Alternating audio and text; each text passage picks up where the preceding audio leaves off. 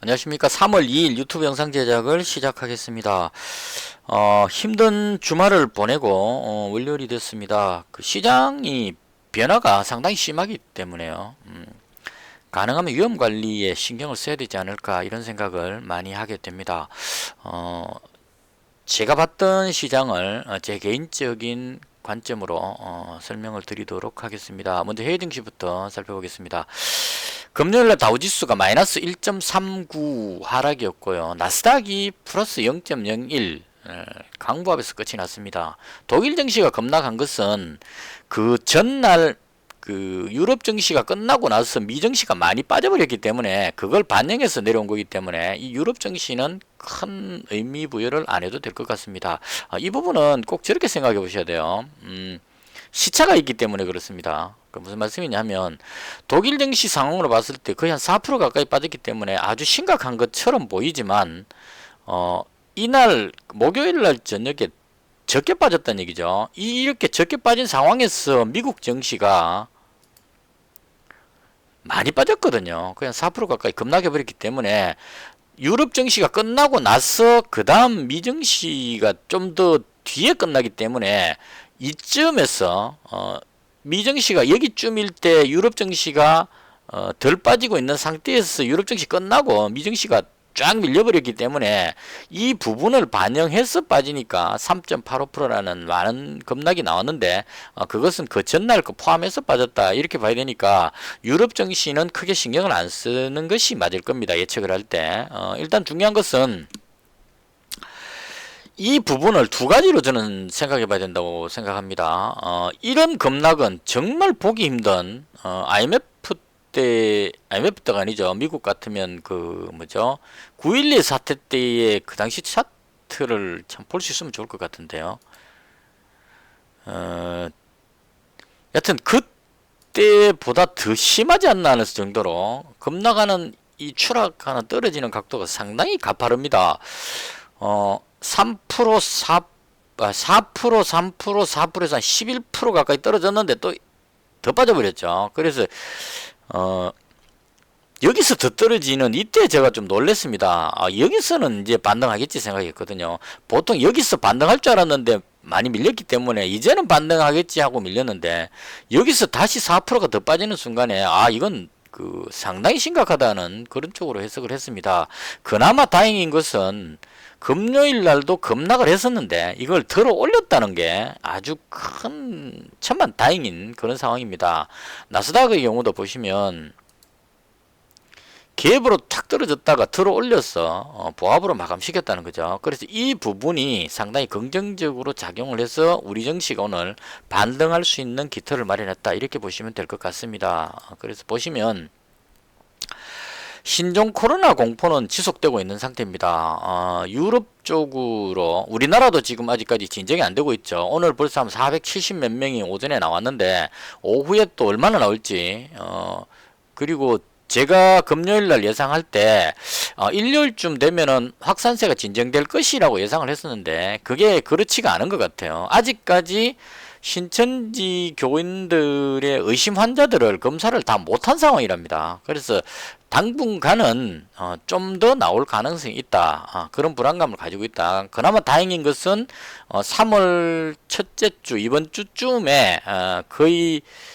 그 신천지 교인들 검사가 완료되는 시점 그리고 신천지 교인이 31원 확진자가 나왔을 때로부터 지금 2주가 된답니다. 거의. 그래서 잠복기가 끝나기 때문에 신천지 교인들 쪽에서 나오는 확진자들이 모두 다가 검사가 되고 나면 그 다음부터는 확진자가 확 줄어들 것이 아닌가 이런 이제 희망을 약간은 가지게 하는 그런 상황입니다. 그래서 그런 연유로 해서 국내 증시는 이제 그 우리나라의 그 검사하는 이런 수준들이 세계적으로 가장 뛰어난 것 같습니다. 이 부분은 정말 높이 평가할 것 같아요. 다른 나라에 100명, 200명 검사하고 있는데 우리는 1000명 단위로 검사하고 있죠. 이 어마어마한 기술력으로 빠르게 검사해서 확진자를 찾아내고 있기 때문에 별도 격리가 되고 있기 때문에 아주 빠르게 신종 코로나를 그 차단시킬 수 있는, 확산은 이미 돼버렸지만 그 부분을 빠르게 차단시킬 수 있지 않느냐는 그런 기대감으로 국내 지수가 의외로 해외 증시보다 견조하게 방어하려는 그런 모습들을 보이는 것 같습니다. 그래서 그 부분은 긍정적인 것으로 작용을 하고 있고요.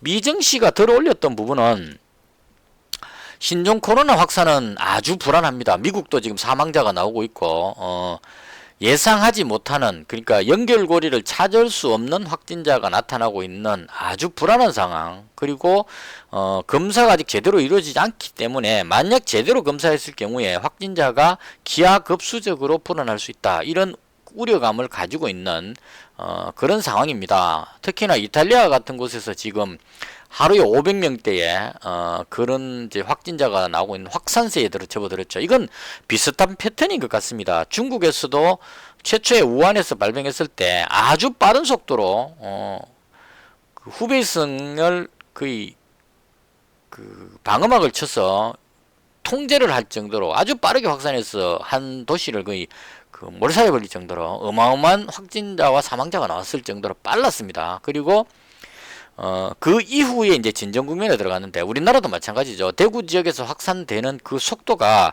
아주 빠르다는 거죠. 신천지 교인들이 그 종교 행사의 어떤 특징 같은 게 있긴 있겠지만 동일한 공간, 밀폐된 공간 안에 많은 사람들이 밀집해서 노래를 부른다거나 이런 그 비말 전파라 그러죠.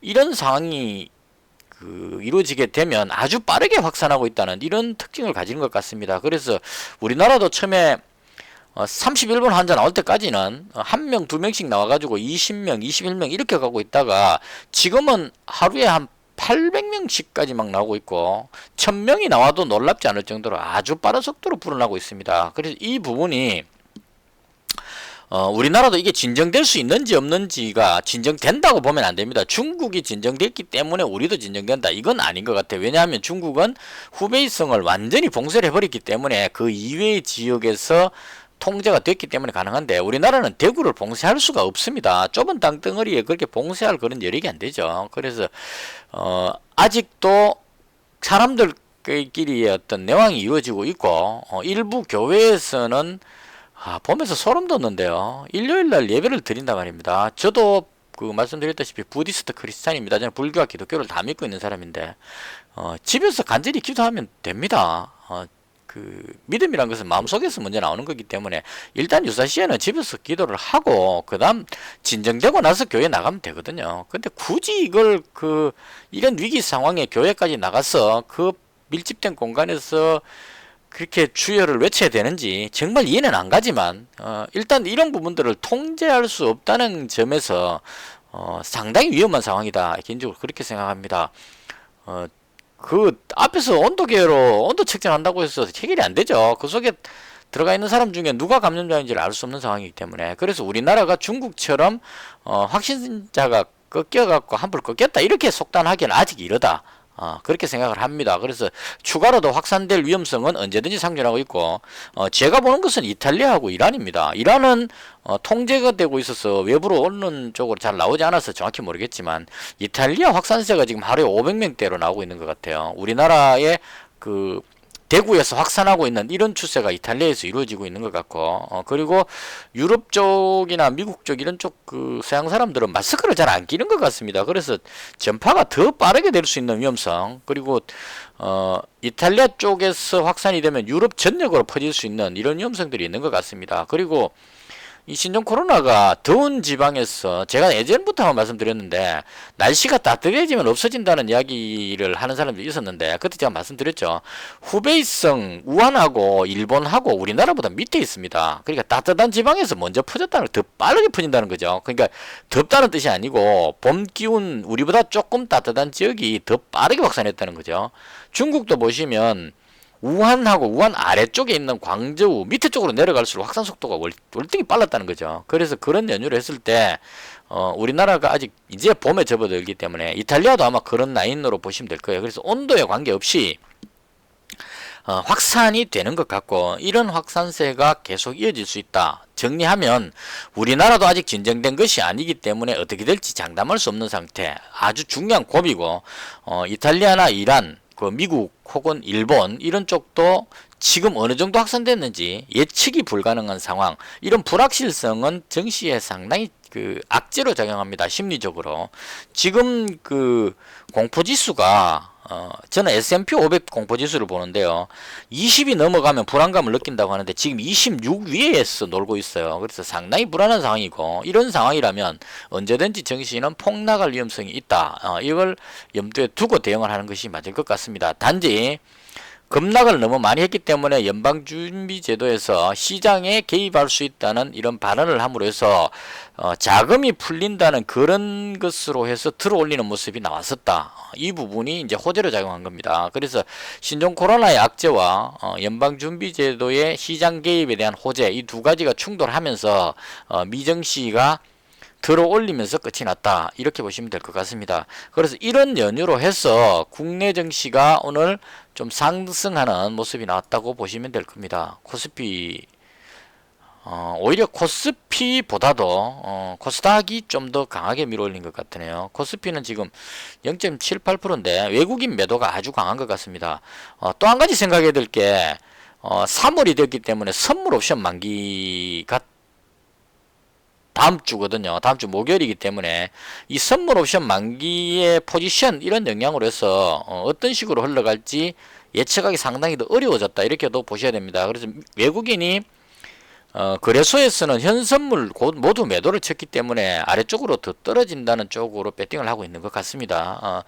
코스닥은 지금 오늘 외국인이 1200억, 기관이 오랜만에 1000억대를 매수하면서 들어올리는 모습으로 끝이 났습니다. 그래서 이 모양으로 봤을 때는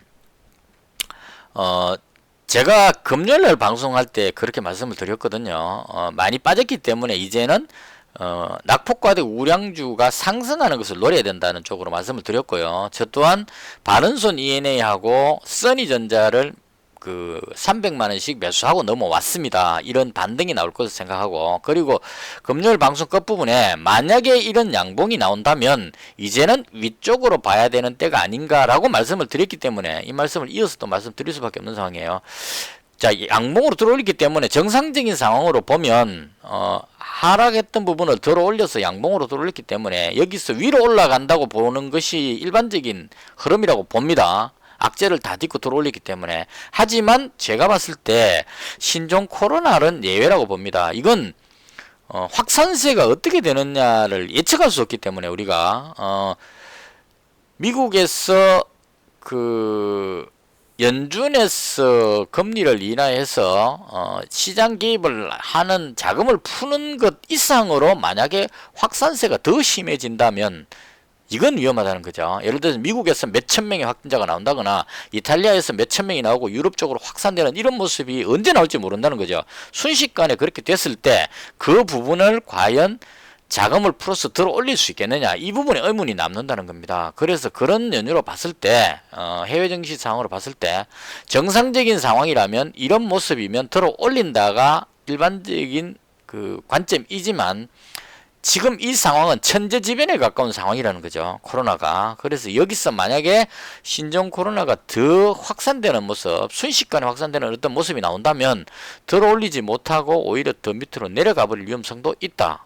이렇게 보시는 게 맞을 겁니다. 지금 낙폭이 워낙 크기 때문에 낙폭바대로 기술적 반등, 이건 당연히 나올 것으로 보겠지만 이렇게 가파르게 떨어졌다는 얘기는 악재가 그만큼 크다는 의미도 해석할 수 있습니다. 그래서 신종 코로나 진행 상황을 지켜보면서 대응하는 것이 맞을 것 같고, 한 가지 확실한 것은 떨어지는 낙폭이 워낙 가파르기 때문에 이제는 하락 추세로 대응하는 것이 맞다. 바꿔 말하면 반등은 짧고 하락은 크다, 이런 관점으로 대응하는 것이 맞을 겁니다. 그러니까 상승 추세일 때는 떨어지더라도 언제든지 매수하고 보유하고 있으면 위로 들어 올립니다. 추세가 상승 추세이기 때문에. 그래서 웬만하면 우량주로 보유하는 관점으로 가는 게 상승 추세 때는 맞습니다.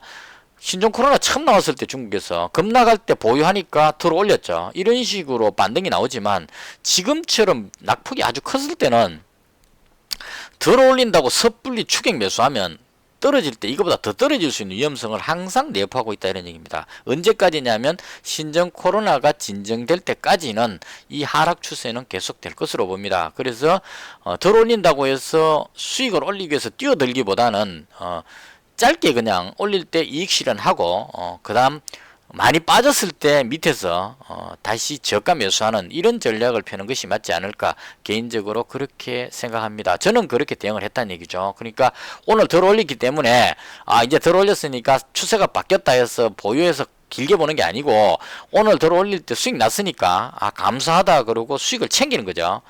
오늘 제가 다 챙겨버렸습니다. 이 수익자 챙기고 기다리는 거죠. 올라가더라도 안 사고 가만히 있으면 됩니다. 계속 기다리다가 다시 코로나가 확산되는 어떤 모습이 나와가지고 다시 추락했을 때 밑에서 잡는다는 거죠. 여기쯤 왔을 때 600선이 깨진다는 이런 공포감을 느껴서 모두가 던질 때 이럴 때 잡아준다는 거죠. 만약 떨어진다면 이 선까지도 600선을 이탈하고 580선 때에 따라서는 더 심각하다면 여기까지도 볼 수 있는 아주 위중한 어떤 그런 상황이다. 저는 그렇게 봅니다. 그래서 적어도 올라갈 때 따라가는 매수보다는 올라갈 때는 이익 실현 그리고 현금 들고 가만히 기다렸다가 안 내려오면 그냥 안 사면 그만이죠. 현금은 손실하지 않습니다. 절대 돈을 쥐고 있으면 언제든지 살 수 있습니다. 내려왔을 때 올라가면 어떻게 하느냐 계속 기다리면 되겠죠.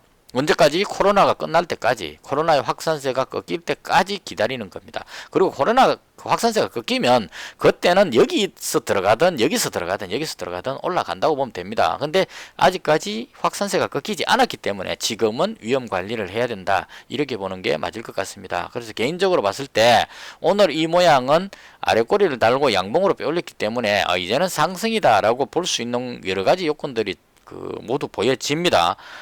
외국인 기관이 상거리로 매수했다는 이런 장점도 있고 하지만 제가 봤을 때는 현금 비중을 높이고 시장을 지켜볼 때가 맞지 않을까 개인적으로 그렇게 생각합니다. 그래서 큰 흐름으로 봤을 때 저는 내려오면 많이 빠지면 밑에서 잡는 그런 방식으로 대응하고 있기 때문에 오늘은 보유 종목을 전부 매도를 하고 끝을 냈습니다. 자, 그 다음 제가 보유한 종목을 중심으로 해서 설명을 드리도록 하겠습니다. 금요일날 제가 써니전자 300만원 마지막 호가에 매수했나요? 그랬을 겁니다. 그리고 바른손 ENA를 매수를 하고 넘어왔습니다. 300 이렇게요. 그리고 시간의 거래에서 반등 나올 생각이 자꾸 들었어요. 왜냐하면 미증시가 너무 빠졌기 때문에 미증시가 반등 나올 거고 그러면 국내 증시가 반등 나올 것이다. 이 모양 금요일에 제가 이 말씀 드렸는데 양봉으로 이렇게 빼올릴 가능성 이걸 말씀드렸는데요. 올릴 것 같아서 승부를 한번 걸어보자 싶어서 제가 보유했던 종목이 시간에 걸려서 추가로 더 매수했습니다. 어제 금요일날 물론 아침에 다 팔아버렸는데요.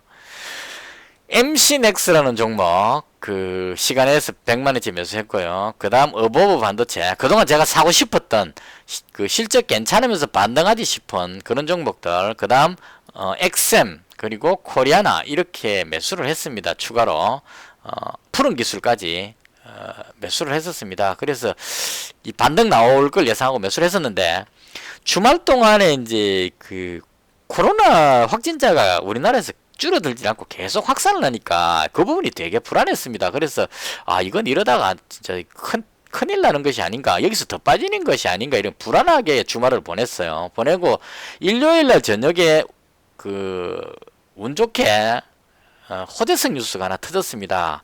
안철수 대표가 대구 동산병원에 확진자들이 있는 병원이죠. 격리병원이죠. 환자들이 신종 코로나에 감염된 확진자들을 수용해 놓은 동산병원에 가서 의료 봉사활동을 한다는 기사가 나왔습니다. 땀에 흠뻑 젖은 의사복 가운을 입고 눈에는 고글인가 그거 쓰죠. 이거 쓰다 보니까 여기 막 이렇게 자국이 남을 정도로 그렇게 해서 아주 이렇게 땀에 흠뻑 젖어서 그런 게 있죠. 사람이 뭔가 되게 열심히 하고 나왔을 때 그런 모습에서 나오는 사진과 함께 부인과 함께 봉사활동 한다는 뉴스가 나왔습니다. 그 뉴스 보고 나서 정말 눈물이 많이 났어요. 이 말씀 드리면 또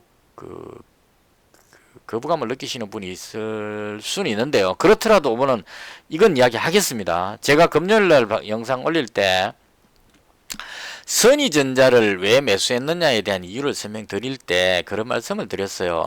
이제는 국민들이 능력 있는 사람을 뽑자는 쪽으로 인식이 바뀔 때가 되지 않았을까 하는 이유로 안철수 후보의 국민의당 지지율이 오를 것 같아서 그래서 선의전자를 매수한다 이렇게 말씀을 드렸습니다. 그래서 이 부분에서 이제 안철수 대표가 능력이 있는 사람인가 그 질문하신 분은 아마 대통령으로서의 능력이 있느냐 이걸 말씀하신 것 같아요. 제가 말씀드린 것은 안철수 대표가 대통령으로서의 능력이 있다고 말씀드린 게 아니고 서울대 의대 나왔고 컴퓨터 전문가고 의대 학장도 맡고 부인도 의대 교수고 이런 부분의 능력을 말씀드린 겁니다. V3 개발해가지고 컴퓨터 분야에 돈을 많이 벌였죠. 1,500억 기부했는데도 불구하고 아직까지 수천억 대의 재산을 가지고 있는 성공한 사람으로 봅니다. 저는. 그래서 그런 차원으로 능력 있다고 표현 드렸고 이러한 능력을 이제는 사람들이 이런 위기 상황을 겪고 나면 대통령이 그렇잖아요. 이명박 대통령, 박근혜 대통령, 문재인 대통령을 다 경험해 보셔서 한번 생각해 보십시오. 대통령이 특별히 아무것도 안 해도 잘 돌아간다고 봅니다. 대한민국이. 언제 필요하냐면 이런 위험 시국에 세월호가 침몰했을 때, 천안함이 침몰했을 때, 지금처럼 코로나가 역병이 도졌을 때 이럴 때 대통령의 능력이 절실히 필요하다고 생각합니다. 근데 이럴 때 잘 작동을 안 하는 것 같다는 거죠. 제가 봤을 때는 안타깝다는 겁니다. 그래서 이런 상황을 겪고 나면 국민들이 대통령이 평소에 아무것도 안 해도 국민들이 잘 돌아간다는 거죠. 그러니까 이제는 대통령이 뭔가 이렇게 해주기를 바라는 것보다는 위기 상황에 대응할 수 있는 그런 능력 있는 사람이 필요하다는 인식이 생기지 않을까 하는 생각에서 그래서 능력 있는 사람을 뽑자는 쪽으로 인지도가 올라가지 않을까 해서 선의전자를 매수한다 이런 차원으로 말씀드린 겁니다. 거듭 말씀드리지만 안철수 대표가 대통령으로서의 능력이 있다고 말씀드린 게 아니고 의사로서의 능력이 있고 컴퓨터 전문가로서의 능력이 있고 4차 산업의 능력이 뛰어나다고 말씀드린 겁니다. 빌 게이츠처럼. 그래서 빌 게이츠가 대통령 출마할지 안 할지 모르겠지만 능력 있는 사람을 필요로 하는 그런 시대가 돼가지 않겠느냐 하는 차원에서 매수를 했다. 좀 길게 말씀드렸는데요. 그와 같은 연장선상에서 그 안철수 대표가 땀 흘리면서 일하고 나온 그 모습을 보면서 정말 눈물이 많이 났습니다. 이건 희망을 보여준 거죠. 우리 모두가 단결해서 안철수 대표뿐만이 아니고 수많은 의사들이 대구로 달려가서 진료를 하고 있습니다. 그런 분들의 그런 국민들의 힘으로 해서 대한민국은 반드시 이 위기를 극복할 수 있을 것이라는 이런 희망이 생겼다는 거죠. 그래서 그런 차원으로 봤을 때 감동을 많이 했고 그 연유로 해서 오늘 선의전자가 강하게 반등한 것이 아닌가 이렇게 생각을 합니다. 그래서 제가 안철수 관련주들이 오늘 급등을 많이 했는데 왜 팔아버렸느냐 하면 대충 한 이 정도에서 팔았던 것 같아요. 왜 팔아버렸냐 하면 제가 오늘 그 물건하러 나갔다 왔기 때문에 아침에 여기서 300만원 중에 200만원 정리하고 100만원치만 남겨놨다가 여기서 거의 다 팔았습니다. 다 팔아갖고 현금화 시켰어요.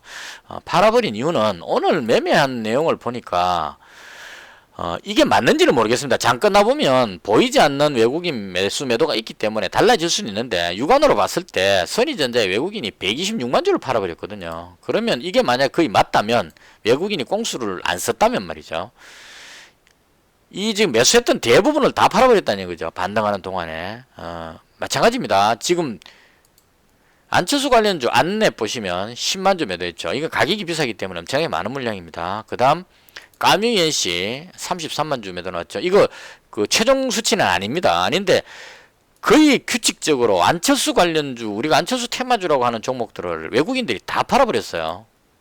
타이밍을 노린 거죠. 그러니까 그 안철수 관련주가 급등하는 그 시기에 전부 다 팔고 떠버렸다. 이 뜨는 순간에 여기서 다 팔고 떠버렸다. 이렇게 볼 수 있을 겁니다. 그래서 그런 연유로 해서 안철수에 대한 기대감 어쩌고 저쩌고 해서 올라간 부분은 좋지만 외국인이 저렇게 팔아버리고 나면 왠지 또 힘을 못 쓰는 그런 부분이 작용할 수 있습니다. 그래서 위험 관리하자는 차원에서 저도 모두 정리를 해버렸습니다. 그 다음 오늘 그 바른손 ENA를 보유하고 넘어왔었는데요.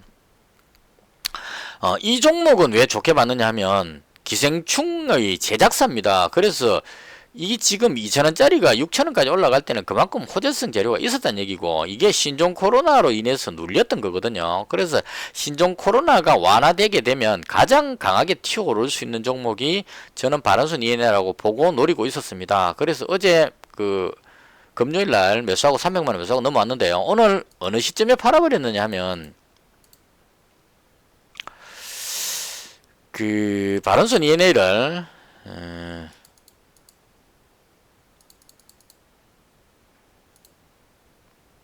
최종적으로 팔았던 게요. 제가 가게 나가기 전에 최종적으로 팔았던 게 2,765원에 팔았습니다. 아침에 그러니까 여기 샀다 팔았다 좀 하다가 2,765원이니까요. 여기서 팔았습니다.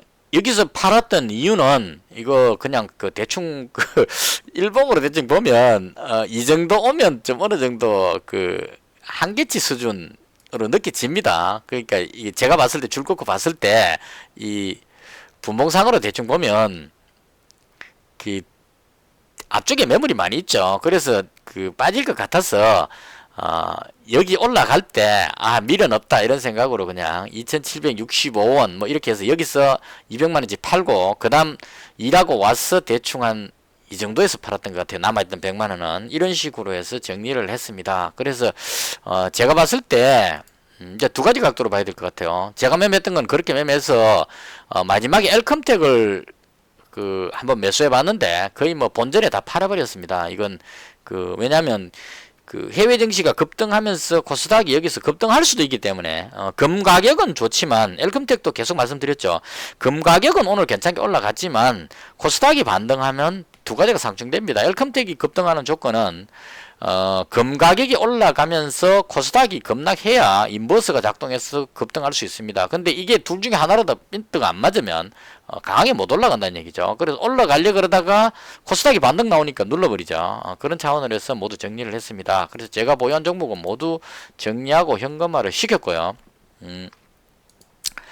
그 다음에 이제 내일 어떻게 되겠냐 하는 부분인데요. 이 부분은 일단 오늘 그 오후에 나오는 신종 코로나 확진 숫자 이 부분을 좀 봐야 될 것 같고요. 그 다음 이탈리아나 이란 쪽의 상황, 그 다음 미국 쪽의 상황을 지켜봐야 될 것 같습니다. 현재 시간에 그 해외 증시가 일본 증시는 거의 한 1% 정도 상승했고 중국 증시가 오늘 강하게 반등했거든요. 이 부분도 작용합니다.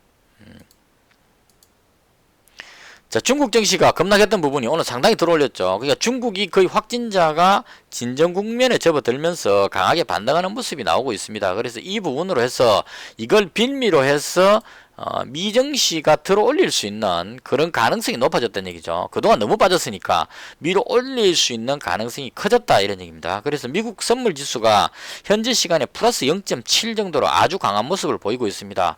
현재 상황 흐름으로 봤을 때는 미증시가 반등하고 내일장 우리나라 증시가 그 여파 그 영향을 받아서 반등하는 모습이 나오는 이런 흐름이 예상이 됩니다. 하지만 서두에 말씀드린 것처럼 이 신종 코로나 부분이 어떻게 될지에 대한 것은 지나봐야 한다. 저는 그렇게 생각합니다. 그래서 정리하면 반등하는 모습이 나오는 모든 조건은 다 갖추고 있지만 신종 코로나라는 변수가 있기 때문에 확신할 수는 없다. 이런 쪽으로 제 그 생각에 결론을 맺고 싶습니다. 지금 현재 모든 여건으로 봤을 때는 올라가는 모습으로 보여지는 건 맞습니다. 자, 그래서 이렇게 해서 이제 시황 부분은 솔직히 말씀드리면 한마디로 정리하면 모르겠다가 되겠죠. 그죠? 올라갈지 내려갈지 모르겠다. 올라갈 것 같긴 한데 장담할 수 없다. 이렇게 보시면 될 것 같습니다. 그리고 이제 어떤 종목을 들어갈 것이냐 하는 부분인데요. 이 부분도 또 상당히 고민되는 부분이에요. 지금 마스크 대란이기 때문에 마스크 방호복을 취급하는 KM이라든가 일봉으로 한번 볼게요. KM이라든가 웰크론이라든가 이런 종목들이 상승할 것 같은 모든 조건을 다 갖추고 있는데도 강하게 못 올라가고 있죠. 50은 마스크가 없기 때문에 이건 탈락해야 되는 게 맞습니다. 이 세력들이 발 빼려고 지금 수쓰고 있는 거기 때문에 이 종목은 내려가는 게 맞다고 보고요. 그 다음 뭐 한국알콜이라든가 그 다음 시젠 같은 종목, 이건 진단 키트이기 때문에 올라갈 수밖에 없는 종목인데 이런 종목들이 한번 들어가 보고 싶은 욕심이 간절해집니다. 근데 지수가 반등하고 코로나가 진정세로 꺾이게 되면 이 종목들도 다시 내려오게 될 가능성이 있기 때문에 이 또한 장담할 수 없는 상황. 그래서 제가 지금 말씀드린 횡설수설하는 이유가 코로나 관련주가 올라갈지 우량주가 반등할지를 모르는 상황이라는 얘기죠. 제 입장에서는. 그래서 그런 거 저런 거 다 골치 아프니까 포지션 정리하고 자고 나서 미국 정치 상황 지켜보고 그 다음 내일 아침에 발표되는 확진자 숫자 지켜보고 그 다음 대응해도 늦지 않다. 가능하면 조심해서 현금을 보유하고 있다가 확실하다 싶을 때 방향이 나왔을 때 들어가자. 이런 쪽으로 포지션을 잡았습니다. 이렇게 해서 제가 봤던 부분은 모두 정리를 했고요. 잔고는 1104만원입니다. 그래서 오늘은 플러스 65만원으로 마감할 수 있었습니다. 그리고 보유 종목은 현금 100%입니다. 상황을 충분히 지켜보고 지금 제가 방송 시작할 때보다 미국 선물 지수가 아주 강하게 올라가고 있어서 반등적으로 보여지긴 합니다. 하지만 일단은 마음 편하게 두 다리 쭉 뻗고 그냥 푹 지내고 내일장은 내일에 가서 대응하도록 그렇게 하겠습니다. 끝으로 한 번 더 당부드리겠습니다. 제가 정치 테마주 매매할 때는 이낙연 총리 관련주를 매수할 때는 이낙연 총리가 총리 시절에 수첩에 꼬박꼬박 적어가면서 꼼꼼하게 일처리를 잘 하셨습니다. 높이 평가합니다. 그래서 지지율 1위죠 지금. 그리고 돼지열병이 확산됐을 때 정말 잘 막았습니다. 이낙연 총리가 돼지열병을 너무 잘 막아버려가지고 제가 돼지열병 관련주 매수했다가 손실이 아주 컸습니다. 하지만 제가 손실 본 걸 떠나서 아주 잘했다고 생각합니다. 그래서 믿음이 가는 그런 후보기 때문에 이낙연 총리 관련주를 한때 매수를 했었습니다. 지금은 매수하지 않았지만 언젠가는 또 매수하게 될 겁니다. 그러면 저는 그렇게 이야기를 하겠죠. 이낙연 총리가 총리 시절에 워낙 일을 잘했기 때문에 이낙연 총리 관련주를 매수했다. 이렇게 말씀드릴 겁니다. 마찬가지 관점으로 한창 지지가 급등할 때는 여당의 그러니까 현 정부의 대응이 미숙하고 하기 때문에 반사 이익으로 야당 쪽의 지지율이 올라가지 않겠느냐 해서 한창 지지를 노릴 때가 있었습니다.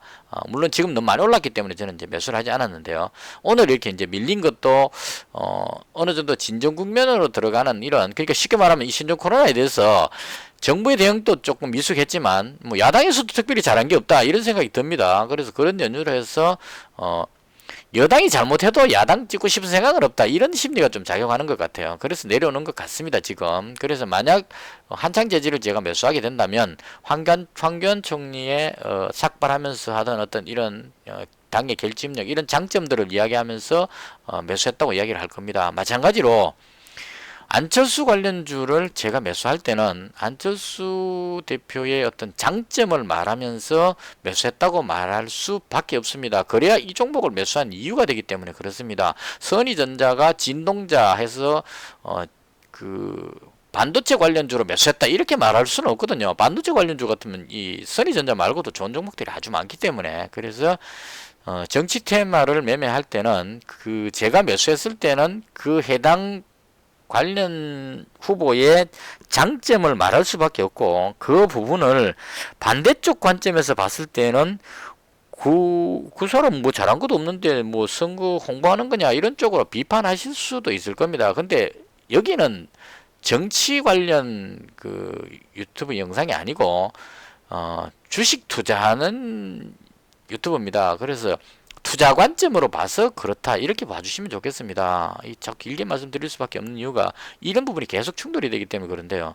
저는 결론적으로 말씀드리면 이낙연 총리 관련주인 우원개발도 매수하고 황교안 대표 관련주인 한창제지도 매수하고 안철수 관련주인 선의전자도 매수합니다. 저는 안철수 지지자이긴 하지만 제가 매매하는 이 매매는 지지와는 전혀 상관없이 오를 것 같아서 매수하는 거기 때문에 그 부분에 대해서 왜 그 사람 쪽을 매수하느냐 이런 쪽에 비판적으로는 보지 않는 것이 좋을 것 같습니다. 오로지 우리는 투자자 관점에서만 안철수 대표가 동산병원에서 그렇게 치료하고 나는 땀에 젖은 모습을 보고 감동 먹었다 하는 것은 제 혼자의 말이 아니고 많은 중도층 혹은 그 대한민국의 대구에서 그 고통에 빠져 있는 많은 사람들 중에 그런 감동을 느낀 분들이 상당수 있다고 저는 확신합니다. 그래서 그런 감동이 느껴지기 때문에 그런 연유로 해서 지지율이 올라가지 않겠느냐 하는 차원으로